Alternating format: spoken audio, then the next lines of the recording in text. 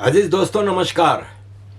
अजीज दोस्तों, अमेरिका ने एक छोटा सा ऑपरेशन किया वेनेजुएला पे और उसके प्रेसिडेंट और उसकी बीवी को उठा के ले गए।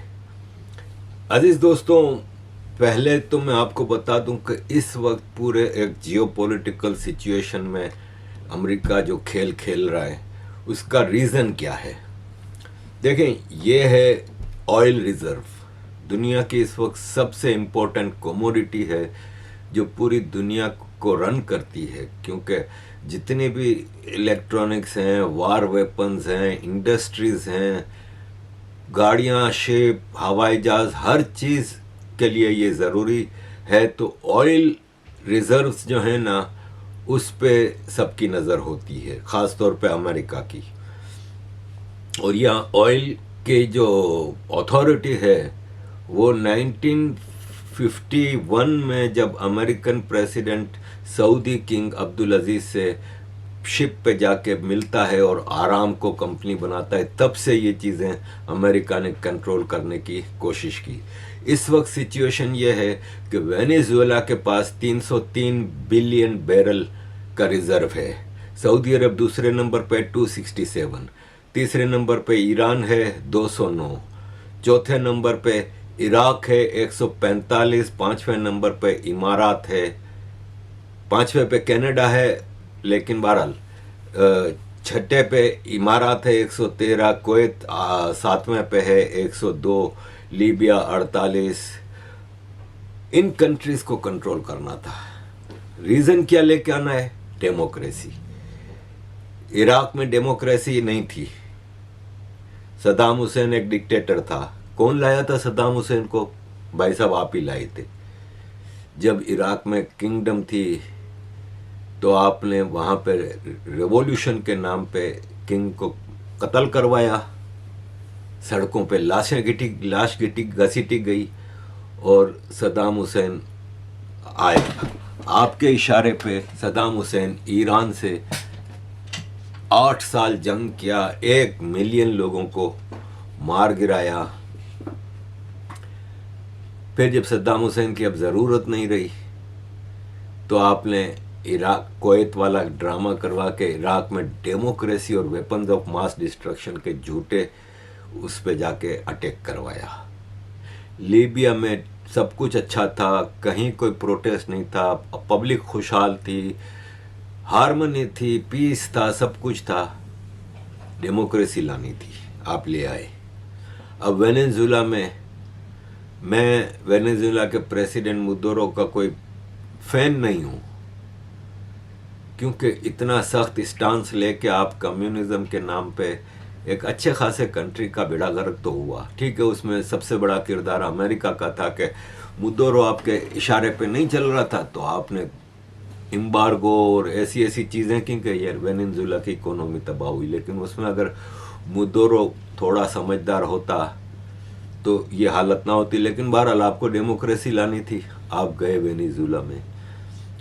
पाकिस्तान की जहाँ पे डेमोक्रेसी नाम की कोई चीज़ नहीं है, वहाँ पे एक strong brutal army dictator rule कर रहा है, उसकी आप पीठ थपथपाते हैं, उसको आप व्हाइट हाउस में लंच के लिए बुलाते हैं। वो डेमोक्रेसी आपको सूट करती है, वहाँ डेमोक्रेसी की ज़रूरत नहीं है।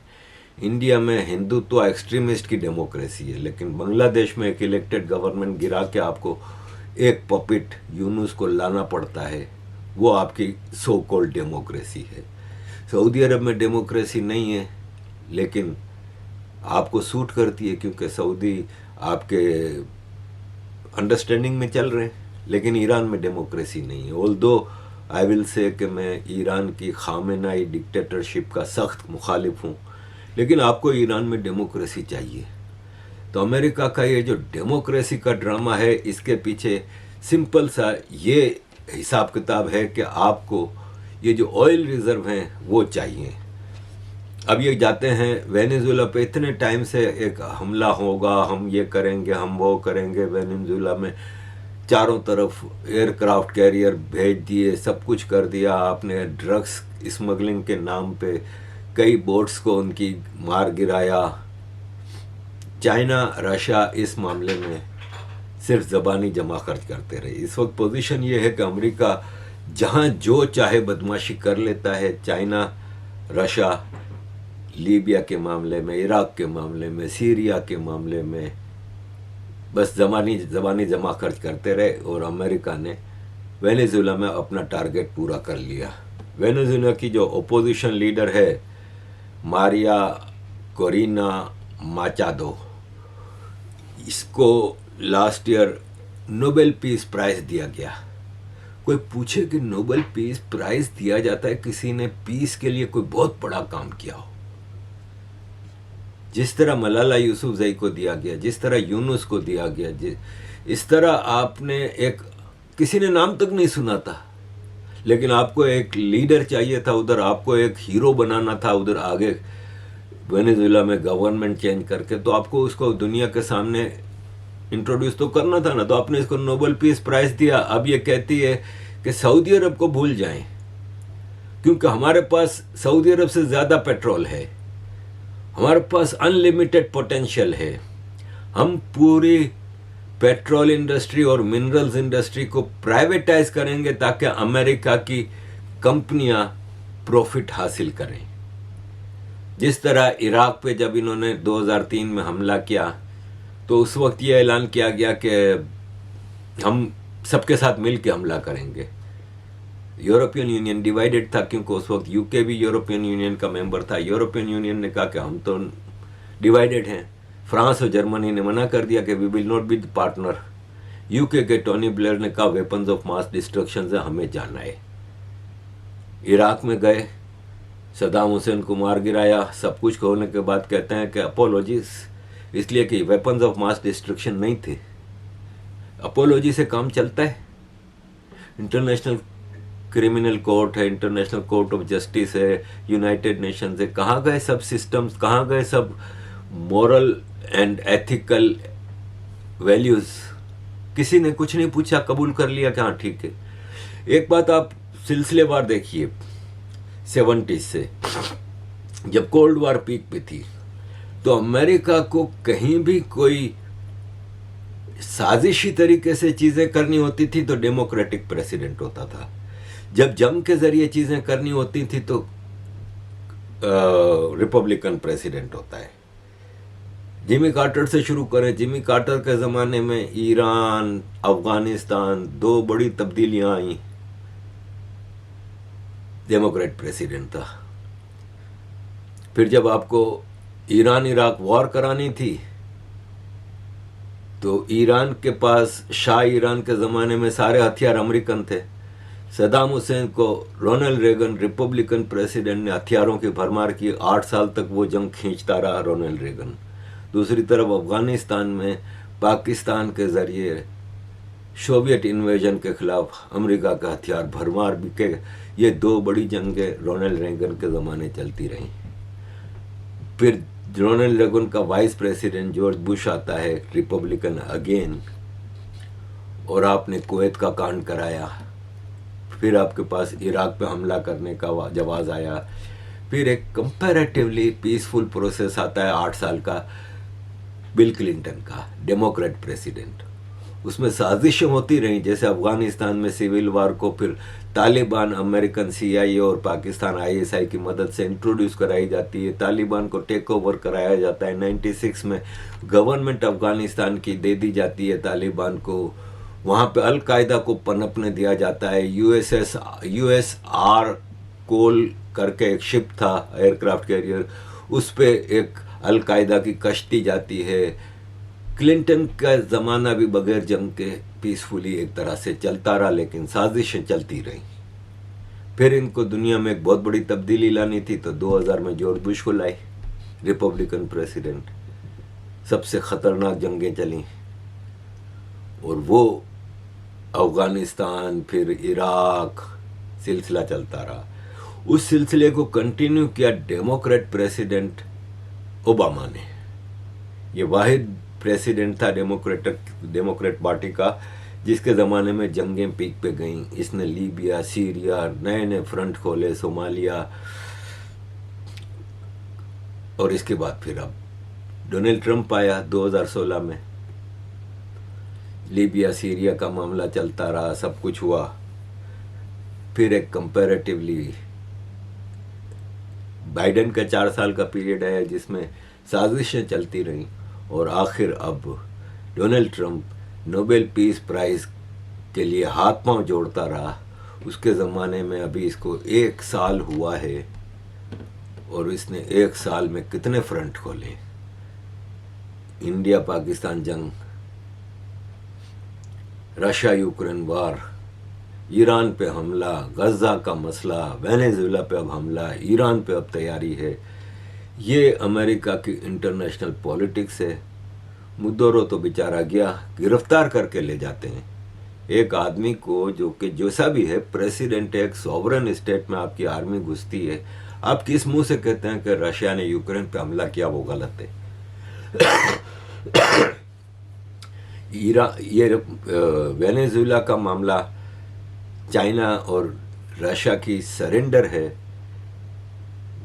मुदोरो के गिरफ्तार होने के 2 घंटे पहले चाइना का स्पेशल एलची चाइना से जाता है, मुदोरो से मिलता है, पता नहीं क्या वादे शादे करता है, लेकिन एंड ऑफ द डे उसके 2-3 घंटे बाद अमेरिकन हेलीकॉप्टर आता है, चुपचाप मुदोरो और उसकी बीवी को उठा के ले जाते हैं। अब अमेरिका में ड्रग्स टेररिज्म के नाम पे न्यूयॉर्क में इसके ऊपर केस चलाया जाएगा।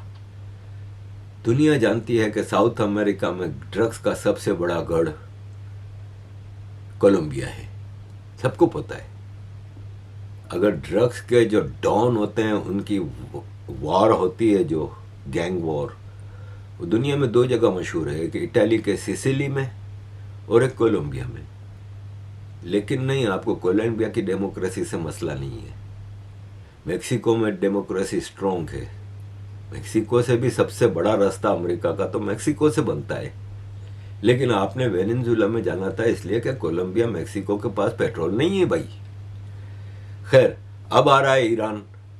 जिस हिसाब से ईरान के हालात चल पड़े हैं, नजर यह आ रहा है कि ईरान में भी डेमोक्रेसी आ जाएगी अब। हालांकि जो भी है, ईरान हद से ज़्यादा, ईरान की खामेनाई मुल्ला सरकार जो है ना, हद से ज़्यादा डिक्टेटर है, गलत है। लेकिन डेमोक्रेसी है भाई, वह इलेक्शन होते हैं। हाँ, ये है कि आप प्री इलेक्शन डेमोक्रेसी नहीं है, इसलिए कि आप इलेक्शन में उन्हीं पार्टियों को, उन्हीं कैंडिडेट्स को अलाउ करते हैं जो आपकी शरिया, आपकी स्ट्रिक्टनेस को एक्सेप्ट करते हैं। और आफ्टर ऑल, ऐसी दुनिया में कौन सी डेमोक्रेसी होती है जिसमें इलेक्टेड प्रेसिडेंट के ऊपर भी एक सुपर पावर बैठी हो, जो कि खामेनाई है। खामेनाई सुप्रीम लीडर है, इलेक्टेड प्रेसिडेंट उसके अंडर में आता है। जैसे पाकिस्तान में आसिम मुनीर सुप्रीम लीडर है, इलेक्टेड प्राइम मिनिस्टर उसके अंडर में काम करता है। तो ईरान में जो भी है, आपके पास दुनिया में दूसरे 50 उदाहरण हैं जहां पे आपको डेमोक्रेसी लाने का बनता है। अफ्रीका के कई मुल्कों में डेमोक्रेसी कहाँ है, लेकिन वहां पे नहीं जा रहे। पेट्रोल है भाई, ईरान के पास पेट्रोल है, इराक के पास पेट्रोल है, और उस रीजन में फिर आपको अपनी पॉलिटिक्स जमाने के लिए सीरिया और इन सब को यूज़ करना होता है। तो यह है कि ईरान में एक ज़बरदस्त मूवमेंट चल पड़ी है, सुना है सैकड़ों लोग मार दिए गए हैं। शाह ईरान रज़ा शाह पहलवी जो था, जिसको 79 में भगाया गया, वो, उसका बेटा उस वक्त 17 साल का था, अमेरिका में पढ़ता था। अब उसको तैयार किया गया और वो टोटल अमेरिका के डिक्टेशन पे चल रहा है एक ज़माने से, और कह रहा है अमेरिका को कि मुझे वापस जाना है, मुझे वहाँ का ईरान मेरे हवाले करो। और नज़र यह आ रहा है कि ईरान उसके हवाले ऐसे ही होगा जैसे सीरिया को जोलानी नामी एक अल कायदा के मोस्ट वांटेड टेररिस्ट के हवाले किया गया, ऐसे ही ईरान नज़र आ रहा है।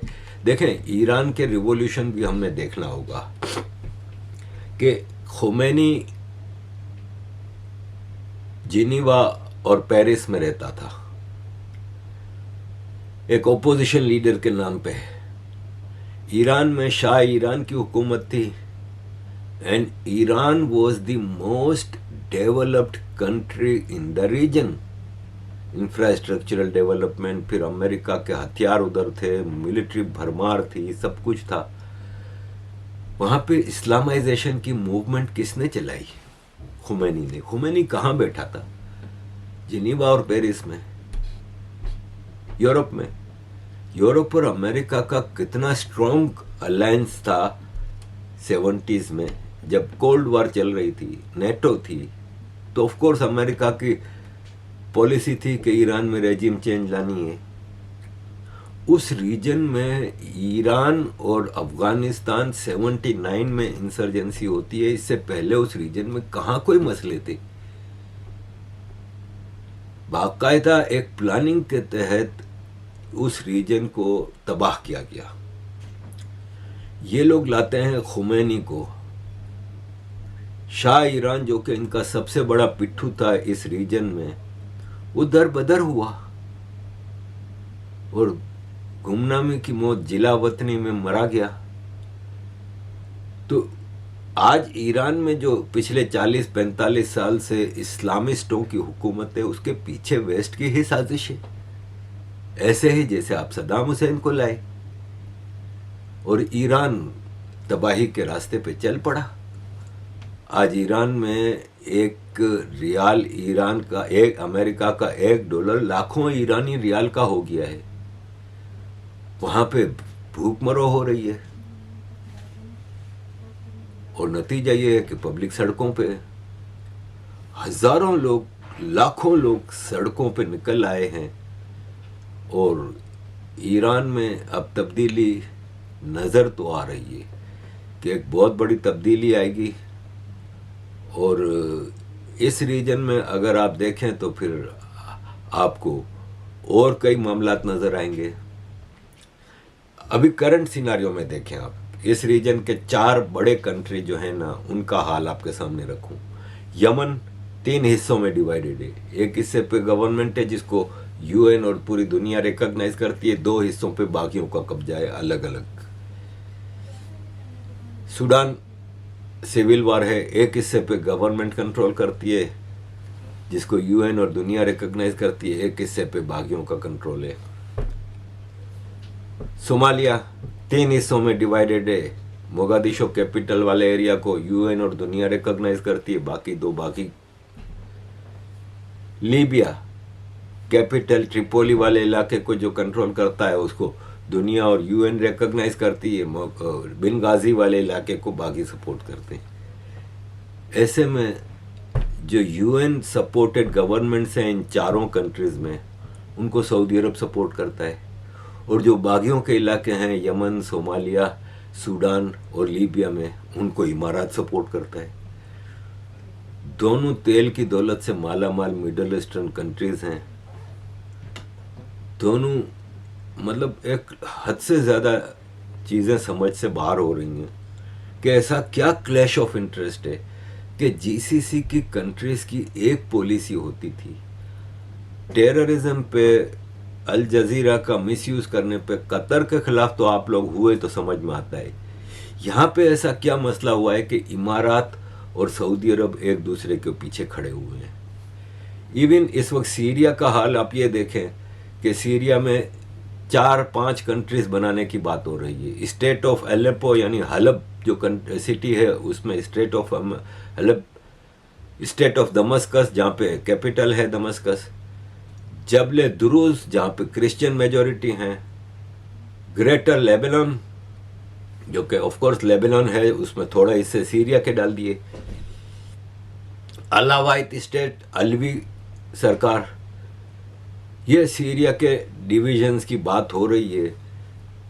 इजराइल का ज़ाहिर है इस पूरे रीजन में एक इम्पोर्टेंट रोल है। अब सऊदी अरब इमारात आपस में लड़ पड़े हैं। सऊदी अरब पिछले 3 दिन से यमन में और सूडान में अटैक कर रहा है उन फोर्सेस को जिनको इमारात सपोर्ट कर रहा है। अब जाहिर है ना सऊदी अरब की इतनी बड़ी आबादी है, ना इमारात की इतनी बड़ी आबादी है कि इनकी फौजें वहाँ पे होंगी। एयर स्ट्राइक्स हो रही हैं, हथियार दे रहे हैं बागियों को लड़ने के लिए, वहाँ के लोकल लोगों को आगे किया हुआ है।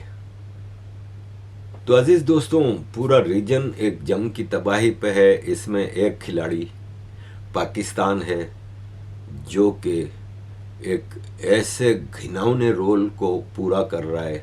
एक तरफ अमेरिका के डिक्टेशन पे चल रहा है और एक तरफ सऊदी अरब इमारात के बीच की बिल्ली बना हुआ है। दोनों को बेवकूफ़ बना के कोशिश कर रहा है कि वक्ती तौर पे कुछ फ़ायदे मिल जाए। मैं आपको बता दूं कि अभी पाकिस्तान की भी बारी आने वाली है। इस रीजन में बड़ी तब्दीलियां नज़र आएंगी।